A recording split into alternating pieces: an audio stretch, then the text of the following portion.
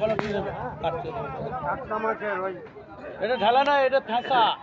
ঢালা ওখানে আছে যে ফেঁসা মাছ একদম পাপড়ের মতো ভাজা লাগবে খেতে। এই ট্যাংরাটা কেটে দে, বড়টা দিই, বড়টা। ওটা ভালো হবে, বড়টা দে, বড়টা ভালো বড়টা হবে। একটাই নেবে, বড়টা দে। হ্যাঁ ওইটা বড়, দুটি সমান নয়। বলো 500 গ্রাম 60 টাকা ঢালায়। ঢালা ওই কটাই আছে। হ্যালো, ফোন করলি? হ্যালো, লাইট বিল তো দিলাম আমি। ওই